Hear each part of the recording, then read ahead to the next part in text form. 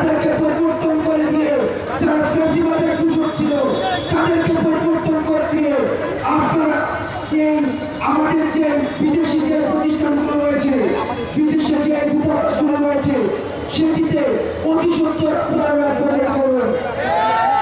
না হয় বিদেশে বসে আওয়ামী লীগের যে ষড়যন্ত্র, এই ষড়যন্ত্র অব্যাহত থাকবে।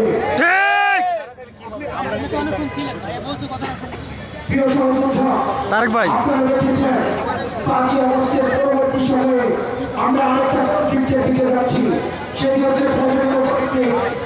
আমরা দেখেছি আমাদের অগ্রজ যারা রয়েছে, রাজনৈতিকভাবে যারা অভিজ্ঞ, যাদের 40-50 বছরের রাজনৈতিক অভিজ্ঞতা রয়েছে, আমরা দেখেছি তাদেরকে তরুণ প্রজন্মকে কটাক্ষ করে বিভিন্ন বক্তব্য এবং বিবৃতি দিতে। আমরা এই অভিজ্ঞ রাজনীতিবিদদেরকে বলতে চাই, শুধুমাত্র অভিজ্ঞতা দিয়ে আমাদের পরবর্তী বাংলাদেশ নির্মাণ করা সম্ভব নয়। আপনাদের যে অভিজ্ঞতা রয়েছে, সেই অভিজ্ঞতার সাথে আমাদের তরুণ প্রজন্মের সাহস, অকুতোভয় ভয় এবং ত্যাগের যে একটি চরিত্র রয়েছে, সেটির সঙ্গে ঘটাতে হবে।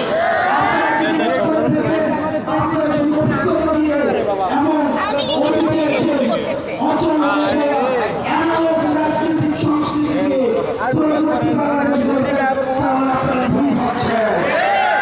সুতরাং পার্থক্যের যে রাজনীতিক যে নেতারা রয়েছেন, আপনাদের কাছে উন্নত আহ্বান জানাবো, তরুণ প্রজন্ম এবং আপনাদের মধ্যে বিভাজনের রেখা টানবেন না। বিভাজনের রেখা না টেনে আপনারা তরুণ প্রজন্মের কথা শুনুন, তাদের সাথে একসাথে বসুন এবং তরুণ প্রজন্মের সাথে একসাথে বসে পরবর্তী বাংলাদেশের পরিকল্পনা নির্ধারণ করুন। প্রিয় সহযোদ্ধা, এত শহীদ হয়েছে, এত শহীদ রক্ত দেয়নি শুধুমাত্র একটি ভোটের জন্য, এত শহীদ রক্ত দেয়নি শুধুমাত্র এখানে আহত রয়েছে, তারা এখন ভোটার আইডি কার্ড নেই, সে আগামী ইলেকশনে ভোট দিতে পারবে না। তারা এই গণঅভ্যুত্থানে অংশগ্রহণ করেছে রাষ্ট্র সংস্কারের জন্য। সুতরাং আপনারা যদি মনে করে থাকেন এই দ্রুততম সময়ের মধ্যে আপনারা ইলেকশনের দিয়ে রাষ্ট্র সংস্কারের কাজ আপনাদের হাতে তুলে দিয়ে আমার এই গণঅভ্যুত্থানে যারা রয়েছে তারা বসা ফিরে যাবে, তাহলে সেটা আপনারা ভুল ভাবছেন।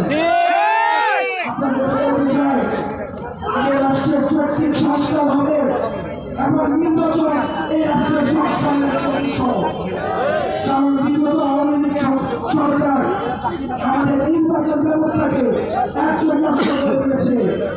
তারা নির্বাচনের দিনের ভোটের পরিবর্তে রাতের ভোটটা ইন্ট্রোডিউস করেছে। আমরা দেখেছি বড় মানুষের সঙ্গে ভোট দিতে। সুতরাং পুরো নির্বাচন ব্যবস্থা, বিচার ব্যবস্থা, আমাদের সংবিধানের যে প্রতিষ্ঠানগুলো রয়েছে সেগুলো সংস্কারের পরে তারপরে হচ্ছে নির্বাচন হবে। প্রিয় সহযোদ্ধা, আমরা সমস্যা দেখেছি আমাদের এলাকায় এলাকায় মামলার ভাষা শুরু হয়েছে। আমরা মামলা দিই, একদম থানায় দিয়ে বলে আমার সাথে দেখা করলেন, মামলা থেকে টাকা নেই। সাথে কথা কন, ও সহযোগী আরো বাদ দিতে হবে। আপনারা মামলা